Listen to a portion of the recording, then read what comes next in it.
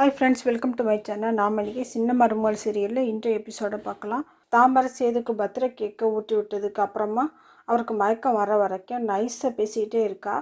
சேதுவும் நான் பார்த்துக்கிறேன், இங்கேருந்து நீ போ, ஒரு வயசு பிள்ளை இங்கே இருக்கக்கூடாதுன்னு தான் சொல்கிறாரு. சேது மயங்கினதும் சூப்பர்னு அவங்க அம்மா சொல்கிறாங்க.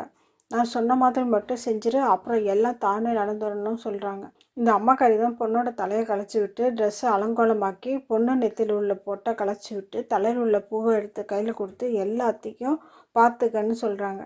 நல்ல அம்மா, பொண்ணுக்கு எவ்வளோ கெட்டது சொல்லி கொடுக்க முடியுமோ அவ்வளோவையும் ஒரே ராத்திரிலே சொல்லி கொடுத்துட்றாங்க. பொண்ணு பூவை கட்டிலில் தூவி வளையலெல்லாம் கழட்டி போட்டுட்டு தன்னுடைய பொட்டை எடுத்து சேது கணத்தில் தடவி பக்கத்துலேயும் படுத்துக்கிறா. இது எதுவுமே சேதுவுக்கு தெரியாது. இந்த 2 பண்ணாடையும் செய்த சூழ்ச்சி தான் இது. கருப்பும் சேதுவும் ரூமில் இருக்காங்க. மாமா அவள் பக்கத்தில் வந்தாலே நான் பூன்னு தருத்துவேன்.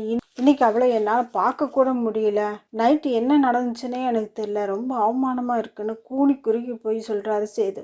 இந்த டைமில் தமிழ் பர்த்டே கிஃப்ட்டை கொண்டு வந்து, மாமா நான் உங்களுக்காக இதை கஷ்டப்பட்டு செஞ்சு கொண்டு வந்தேன் பாருங்க மாமா அப்படின்னு சொல்கிறாங்க.